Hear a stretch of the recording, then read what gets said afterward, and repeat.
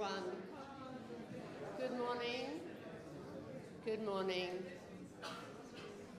Good morning, everyone, and welcome to our study day.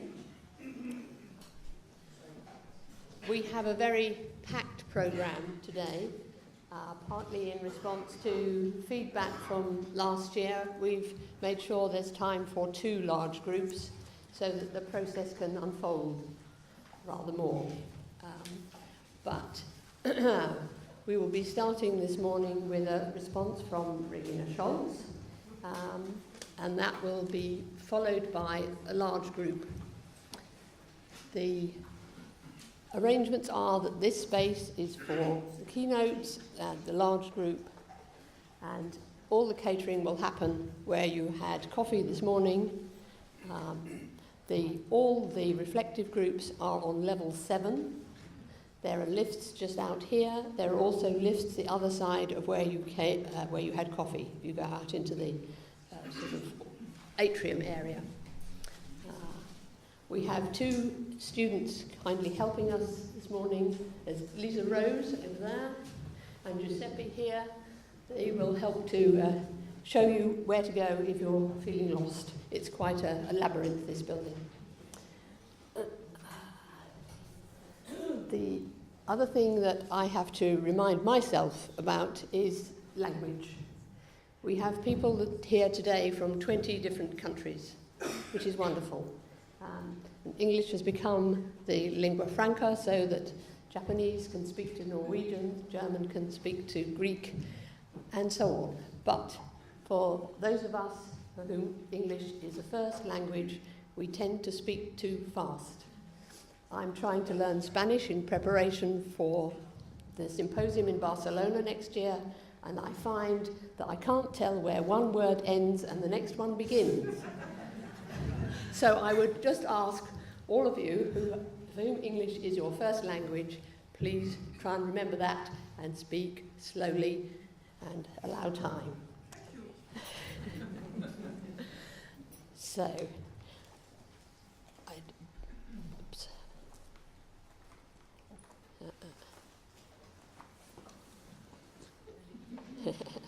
So, yes, perhaps people would like to turn off their phones.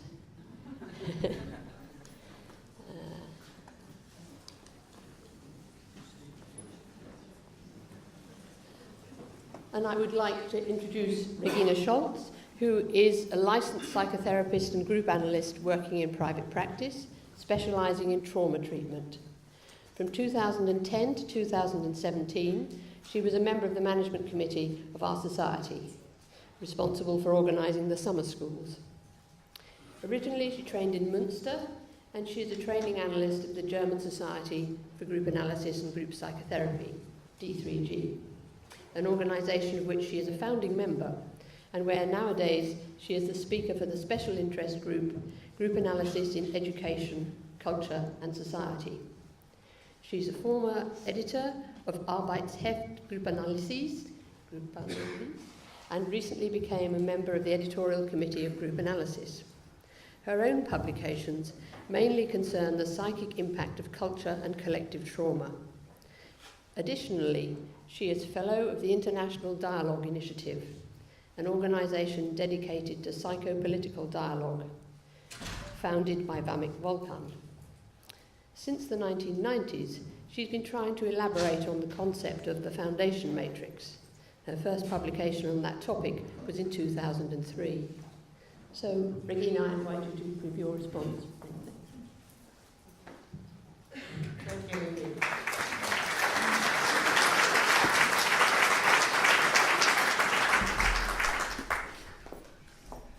Okay, I hope I can manage with the techniques. That also is one of the problems with these things, not so deeply in the content, but also it can be very disturbing. So, but I have help, somebody who is scrolling down my text, which I'm going to read. I have to apologize for that. I have to speak up? No, it's very echoey. And further away? Keep it close to you. Close to me? Louder, slower? You have to keep it close to you and speak more slowly. So? Speak more slowly and keep it quite close to you. Okay, so better like this? Okay, I try. Okay, so now I try to start. So, dear Juan, dear Earl, dear colleagues and friends, and thank you. First I have to say thank you to Lindy and the whole MC for inviting me to respond and perhaps to add something to Juan's rich lecture and Earl's further elaborations of yesterday evening. Of course, I feel honored being able to speak here to share with you some of my thoughts. Though, at the same time, of course, I'm excited and also a bit scared how to find my place between these two celebrities of group analysis. While preparing this paper, one night I had a dream. The only image I remember was a picture of two exactly similar looking, big, beautiful, light blue cars, Cadillacs perhaps, standing or slowly driving very close to each other, and I had to find my way by passing between them.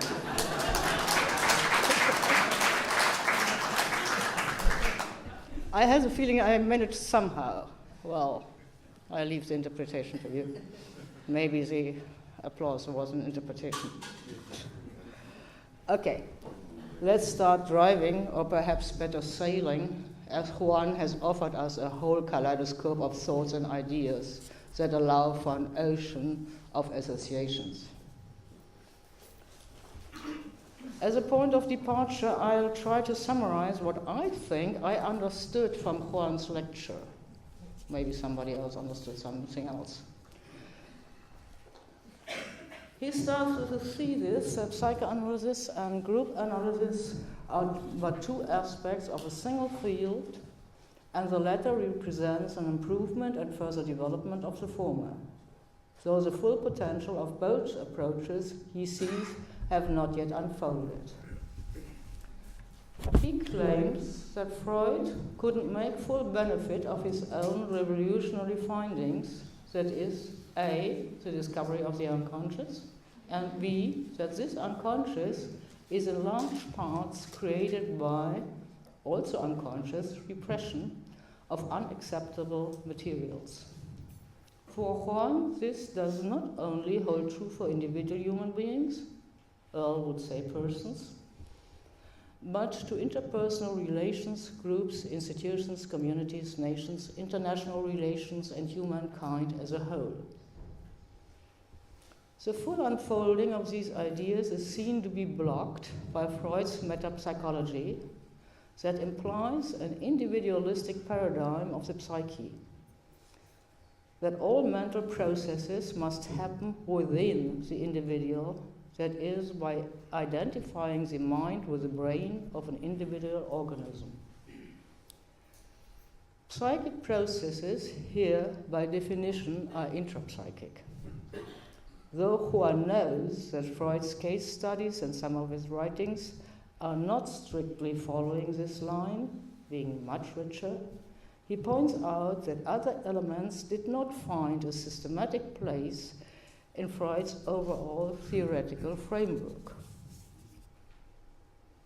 Overcoming these limitations in classical psychoanalysis, in Juan's understanding, is the aim of Foulkes as well as that of Pinchon-Rivière, who both in all their writing claim the primary and essential nature of human beings. As far as Foulkes is concerned, the limitations, here Juan is following Lalau's differentiation between orthodox and radical Foulkes, are mainly seen in Foulkes' ambivalent and theoretical attitude towards his Freudian heritage. This ambiguity then enables many group analysts to work, in fact, in more or less within the framework of orthodox personal analysis, focusing mainly on intrapsychic processes. As the individual paradigm contains at its core the idea of a genuinely selfish human being, it is considered to be an approach that is unlikely to be able to live up to the challenges of our present world, which is seen to be in a major crisis. Therefore, it has to be transcended. Theory and practice of psychoanalysis and group analysis have to include, should be based on, the values of solidarity, compassion, and care for others, for other human beings, thus restoring, quote, the humanness to social life, unquote. To contribute to this endeavor for group analysts, a deep reworking and reconsideration of our theory is likely to be required. What follows is a thoughtful interrogation of the implicit assumptions of, for example, modern science that strips gained insights from the relational context in which they were generated. Juan insists on the impossibility of neutrality, because every act, every category is intentionally and thus value-loaded. Moreover, the mind-body split, which since Descartes has spread widely into common sense, has to be addressed. For this, he refers to the fascinating ideas of Mahmoud Samiri, who includes different modes of symbolization: dreams, drawing, painting, dramatizing, dancing, singing, storytelling, playing, and considers the body as communicational instrument. For a new paradigm of human being, Juan claims the body has to be included into an extended concept of mind, integrating the body, the psyche, and the social. Revisiting all these hidden philosophical assumptions that guide us in our work in one or the other way is understood as a kind of field philosophy. He suggests that a group analytic conception of human life is overdue, aiming at a holistic concept that integrates psychoanalysis, group analysis, biology, the social sciences, history, politics, the arts, myth, philosophical and ethical concerns. And of course, Juan is well aware that this is a collective endeavor with no final answers. Okay, and that's a point for me to tune in, trying to focus on a few points to perhaps to go a bit further. First, I want to thank you, Juan, for clearly outlining the philosophical premises that lie at the bottom of not only group analysis. Foulkes was very much aware of the dualistic philosophical heritage, the juxtaposition of feeling and thought, individuals and groups, socialization and individuation, the private and the public, the inside and the outside, body and mind, cause and effect, sender and receiver, all which in European thinking dates back to René Descartes in the 17th century. And Foulkes considered it inadequate for a group analytic understanding of the individual. Quote, "A configuration has arisen which created the idea of an individual person as if existing in isolation. He then is confronted with the community, the world, as if they were outside him. The philosophy of Descartes starts from this premise, and its strict subject-object juxtaposition is still responsible for many pseudo-problems of our time." Unquote. Foulkes' contribution to overcome this heritage was a concept of matrix, in which he puts each individual in the middle of society, being in conflictual yet inseparable unity with their environment, carrying the legacy of all the groups they were ever a member of. In an early interdisciplinary attempt, influenced by neuroscience and Gestaltpsychologie, Goldstein, as well as sociology, Elias, Foulkes parallels the neuronal network of the brain with the social networks. he used the image of knots to describe the position of individuals within these networks. Communicational acts were considered to be the threads of this web. Foulkes understands free-floating discussion as a group equivalent to free association in psychoanalysis, thus linking the concept of matrix to a theory of unconscious processes, and saying, quote, "We accept that ideas and comments expressed by different members have the value of unconscious interpretations." That is what he saw to be a decisive step regarding method as well as theory. Nowadays, we can clearly see this achievement when, for example, in relational psychoanalysis referring to attunement, the juxtaposition of sender and receiver becomes meaningless. In groups, minds become visible as a multi-personal co-creation and not as something locked into the brain of individuals. Instead, the brains themselves can be understood as being shaped by their surroundings. Thus, the concept of matrix emphasizes the in-between. Foulkes, all that is mental is a matter of more than one individual person and brain from the beginning. Unquote. That means the concept is embracing the non-materialistic, including body, as well as culture and history. Okay, in my view, the concept of matrix, implying dynamic as well as foundation matrix, considers individuals, persons, and groups as one single, inseparable process in which biological, social, cultural, and economic factors meet and merge. The concept of matrix contains all dimensions of communication, including the nonverbal. For example, facial expressions, gestures, postures, and mimetically transferred meanings. As there is sometimes a tendency to restrict communication to verbal modalities, I want to emphasize, and hope Juan will agree with me, the body as communicative agent. The body is never merely biological. It's socially shaped and always carries social meaning, referring to Bourdieu. For example, a man in civilian clothes who once served in the military can be recognized as an ex-soldier because his posture and his movements convey some aspects of his mindset and values, which are unconsciously understood.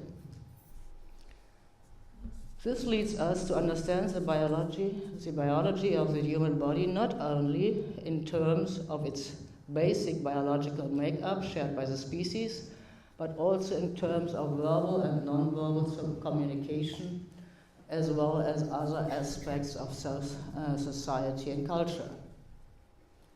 I think that so much of what Juan wishes for, I see already included in Fuchsian theory, which sometimes might look sketchy, though offering a big potential for further elaborations. Nonetheless, I think there are two main open areas where some more basic work still is needed to be done. First, as it was Fuchs' main interest to emphasize the social embeddedness of the individual, his shorthand description of persons as knots in the network did not go far enough. In a certain way, it points out that the communicational threads are passing through the persons, that they are transpersonal processes. Though it leaves out how these communications change the person and how the person contributes to the communication, so the mutually unconscious influencing processes cannot be understood. Juan's reference to the self-actualization tendency of organism, originally from Goldstein, that contribute to the energy of the processes can perhaps come into fruition here if combined with ideas of a dialogical or better polyphonic self. What I want to say, what we need is a group analytic theory of subjectivity, thinking the individual anew from a distinct group analytic perspective. I assume Earl's concept of a tripartite matrix is aiming in that direction. Second, Foulkes, in his endeavor of trying to conceptualize what is going on in groups, didn't rely on Freud, of whom he simply stated, in a very sober way, I do not consider Freud's direct contribution to group psychology very important. He spoke of a totally different type of group, of highly organized groups, largely from the description of others and from the writing desk, unquote. Freud was referring to the Catholic Church and the military, both organizations he had not so much experience with. Foulkes was mainly interested in and developed his concepts from the processes and dynamics of small, only minimally structured groups. So his theoretical thoughts went beyond that. What is often overlooked is the void left between the small group and its members and society. All the groups and institutions in between are left out, more or less. The gap, only in part, can be bridged by the concept of matrix, the bigger unit always acting as the foundation matrix of the smaller one. A foundation matrix only to be experienced through dynamic matrices. What still is missing is a theory of we, the psychic representation of a group in which all the communicational acts over time are included in a very condensed version, creating a very special and intense emotional entity, often referred to as group identity. And because there is no I without a we, this missing second element in our theory directly refers to the first one. The missing group analytic theory of subjectivity. My theory is, without a clear understanding of the persons in groups, ideas of we tend to a totalitarian enmeshed grouping. Okay, and that can become dangerous, as we all know. So I stop here and we'll leave it to the discussion. What of these music you consider to be valuable? So please, again, let me thank dear Juan for this intriguing paper that's urged me to think more precisely of topics that are very dear to my heart. Thank you. And thank you all.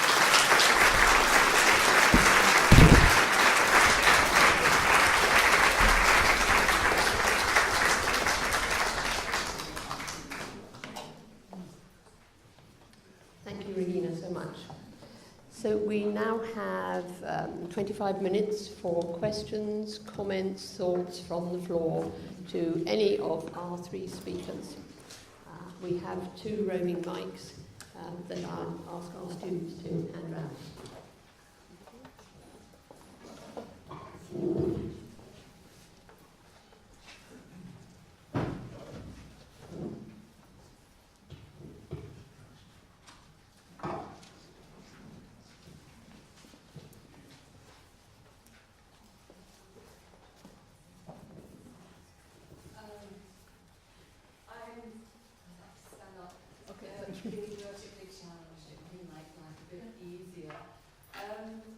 I just confess a little bit of curiosity.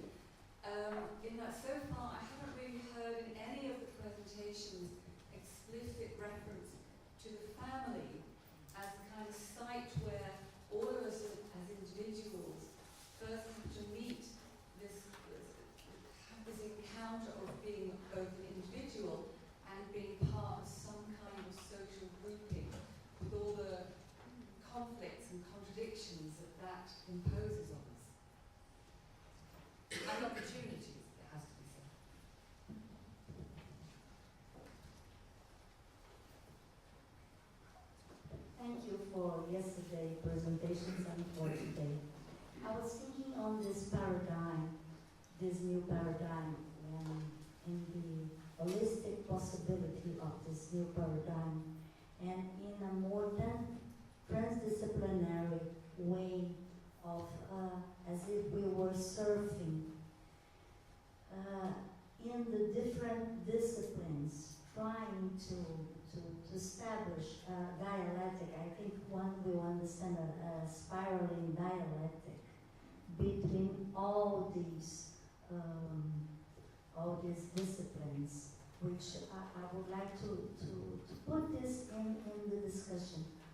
What are we aiming at holistic paradigm, or is it possible to serve somehow, or to do some meeting on these different disciplines?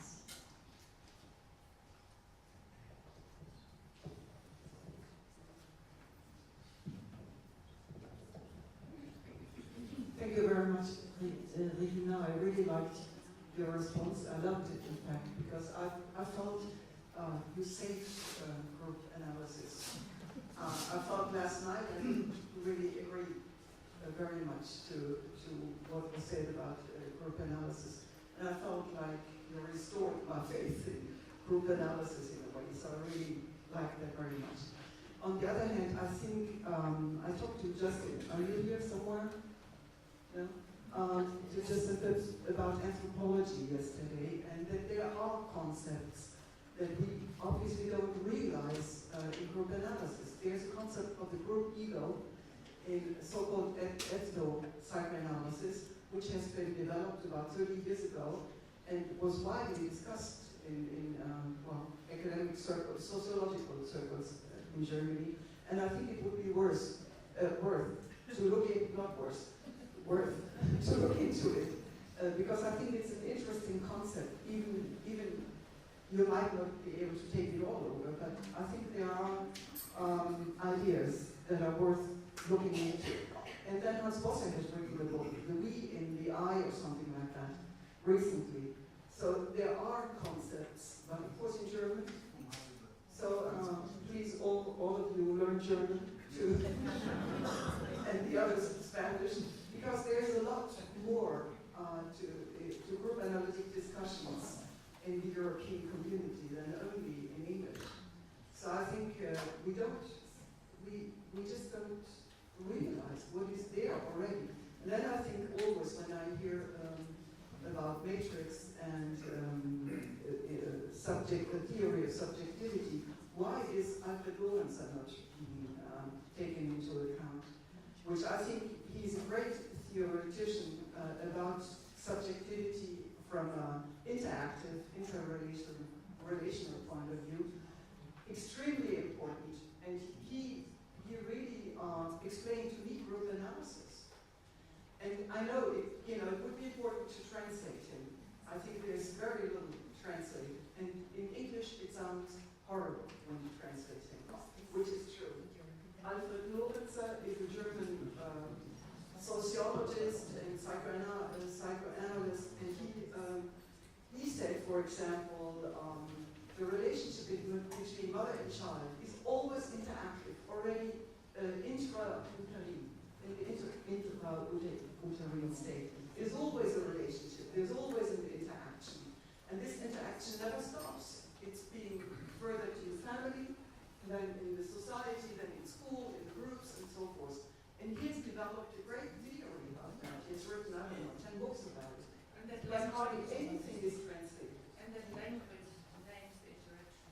Yes, and the word is interaction.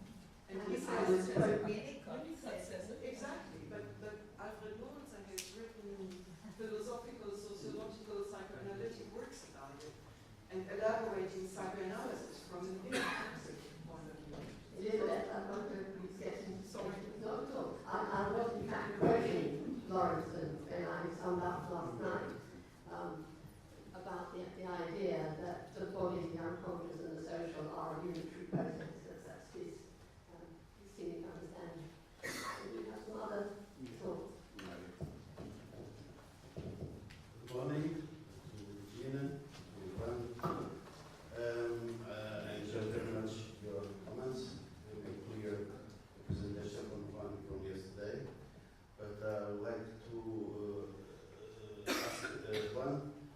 understand your challenge to us is for us to better and describe and theorize what's happened in the movements of the group process among the people. So what we propose that we lack conceptualization over that in-between phenomenon that is based on communication and networking.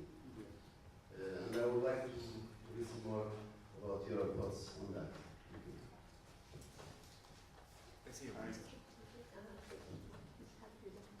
Good morning. Thank you, Regine, for your sense of humor and your comments. Yesterday and today, I have been thinking that when we speak about group analysis, we are referring to a large spectrum of several ways of being in group with different objectives. And I think that the definition, the conceptualization of the we must be linked with these several ways and objectives of groups. Group analysis is a large concept that includes many, many concepts that we must be attentive and take enough attention from.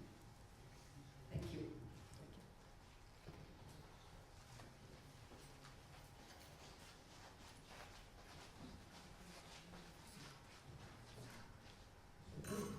Thank you very much for your lovely presentations that I found very stimulating.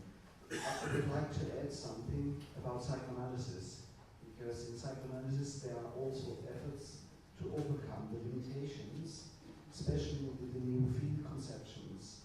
There's this study group of Montana Katz, I think you remember of it even. I was surprised you didn't mention it. To try to compare different psychoanalytic field models, post-Bion and relational, it is subjective, and try to create a sort of common platform to compare the different models. And I think this is very much compatible with group analytic ideas. And we have the phenomenon that there is no mutual reception. Group analysts don't know about these models very often, and these psychoanalytic colleagues are not familiar with group analytic models. But there's a lot of overlap, and I think it would be helpful to bring them all together.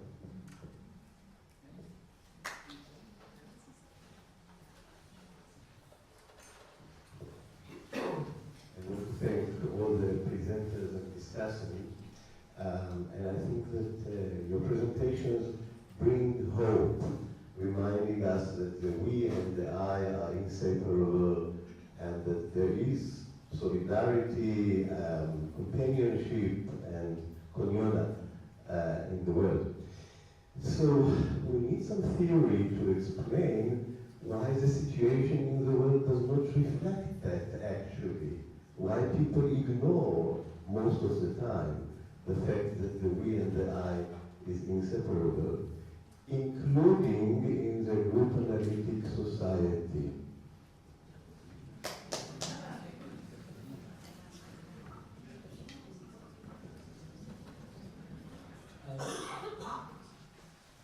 I'm trying to summarize for myself what I think the discussion is. So it seemed to me that Juan was broadly advocating and speaking to a term to broadly the relational, more than that, but just to use that term. And Earl's response disagreed with that. He said that the relational equals sloppy, or made for an excuse for sloppy work. So also called for a, he asked us to remain faithful to the core values or principles. I'm not sure of that last word, but something like that. To remain faithful. So that word faithful makes me think of the faithful and of faith. And the distinction between scientific and political, is it a scientific discussion or a political discussion we're having? I think it is a political discussion,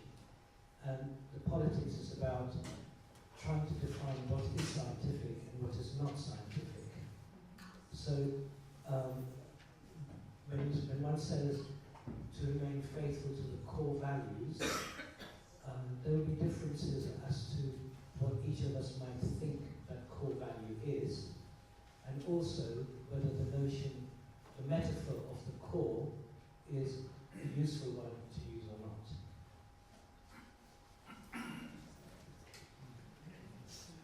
Hi, I'm Antonio Soldado from Italy. I have a connection in my mind between the concept of imaginary that yesterday Juan brought here and the concept of we presented today. In my mind, since I am a Jungian, I have studied that Foulkes spoke about a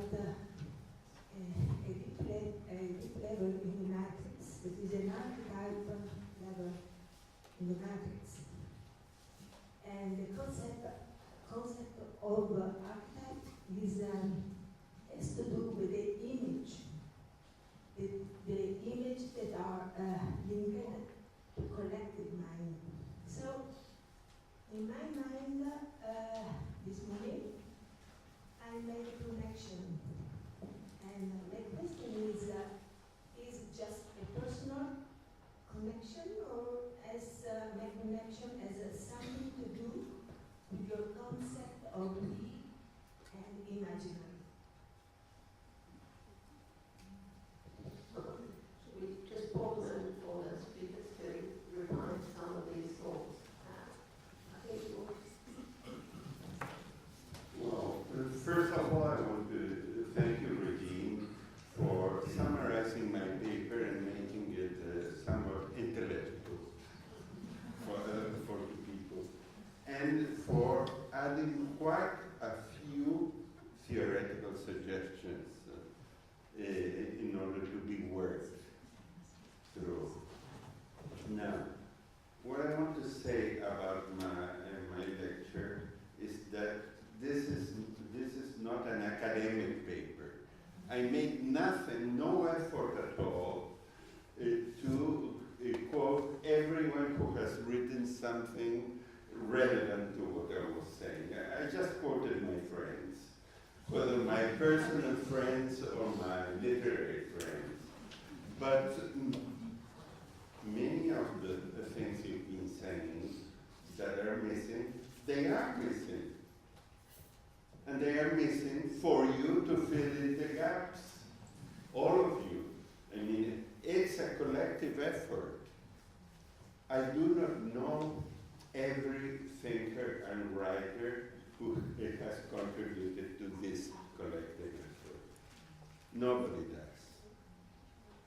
So we have to gather all that thinking and information in order to develop this effort.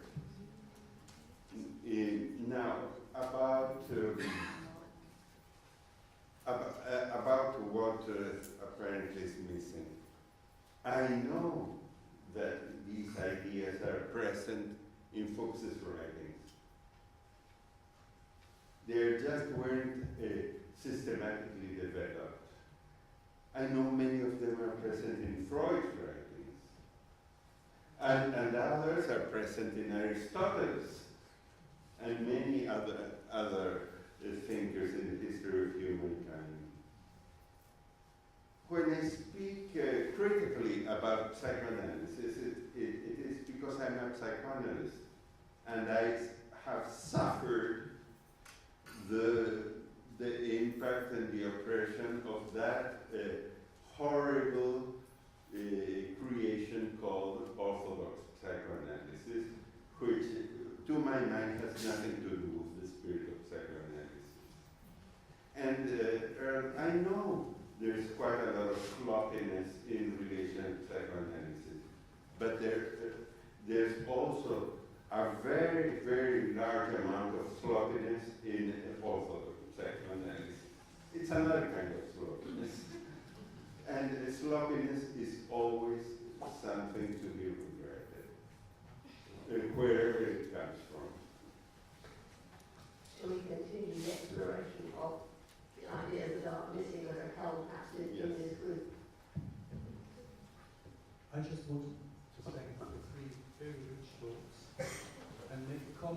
to the last talk, because in this, when you mentioned Scholz's so-called concept of the tripartite matrix, I would like to say, or to clarify, that this concept was elaborated over the time of 3 years together with her and me, and it was first presented in Berlin and later published in the 3rd volume on social unconscious.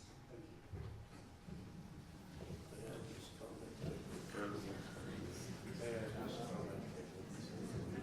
Thank you, Peter is right. In fact, I was just at the very moment clearly the network is beginning to develop here.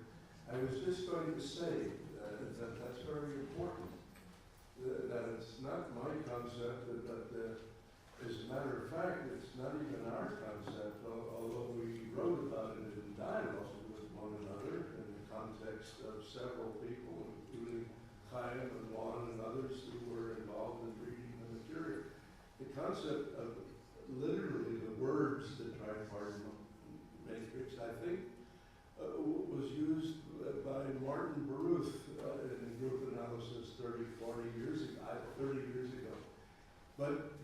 And that kind of crystallized the notion. So just to say that. 3 words that came to my mind when I was listening were faith, knowledge, and understanding. I was listening to Elizabeth talking about this ordeal that you've been through of loss of faith and then recovery of faith in less than half a day. I thought that this kind of reflects something that we're kind of looking for, I suppose, or there's an implication that we're looking for faith that sustains us. But I was thinking about a group in which people are at different stages in that sort of process of having faith and losing faith.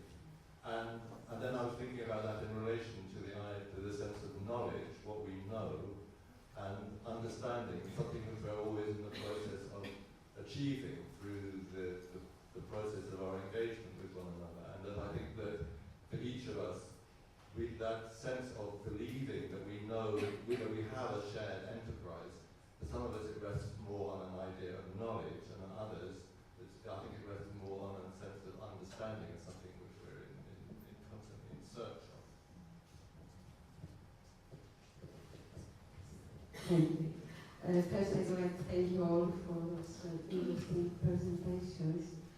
I would like to make a comment and probably a simplistic question. It comes from your work on establishing psychoanalysis as a field theory.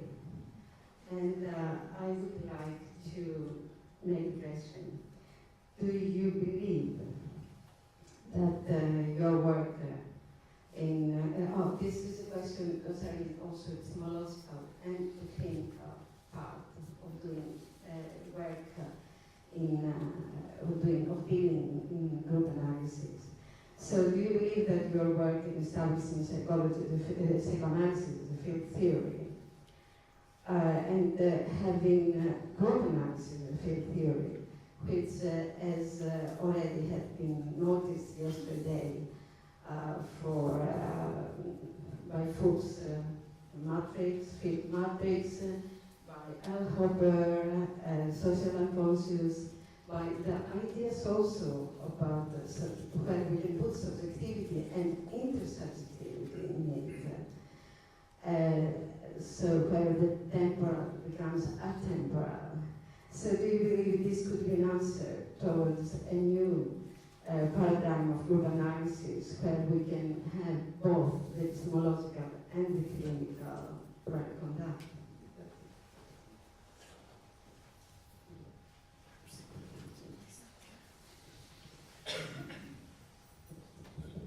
Thank you, Juan, again for your lecture and your response.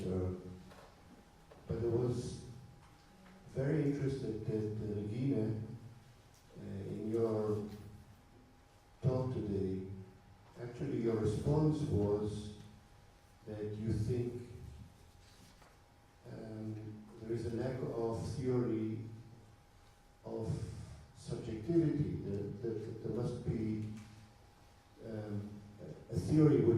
develops the I, or the subjective, the subject, and the we. And I wonder if you could say a bit more about it. What do you really mean? What direction do you really take? Not only that other points are not enough, I think many of us agree with it, that it stops our developmental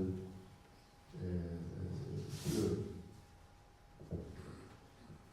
Thank you very much for the lectures. I very much enjoyed all the abstracts and concepts, and definitely a lot of food for thought. But I found myself increasingly preoccupied yesterday and this morning with the idea of actually getting ourselves further away from clinical practice and the clinical implications of what's been talked about. And I just want to leave you with one thought I had, a question in my mind. What does one do, how does one feel when you have someone in the consulting room telling you that they're about to kill themselves?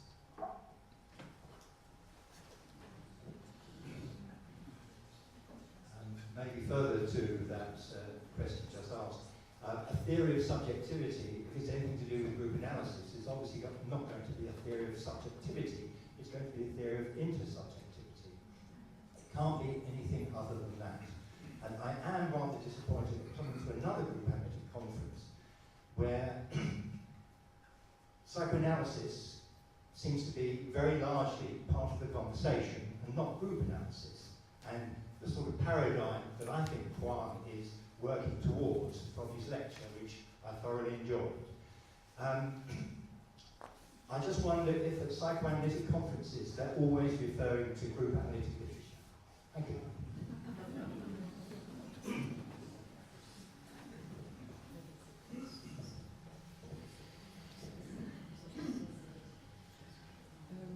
First of all, I want to say, Regine, thank you so much for your talk. It's the first time I was interested in the idea of matrix, the way you were actually talking about it. That's what I wanted. And then I want to say, Joan, I thought that you were asking us quite a radical change of thinking and practice, which I was more interested in hearing more about. One of the things you also said is that lots of us pay lip service to something that we don't practice, which I also think we need to really think about. So I was wondering how that would change the way we are in the group, the way we use group, and also the way we teach about group.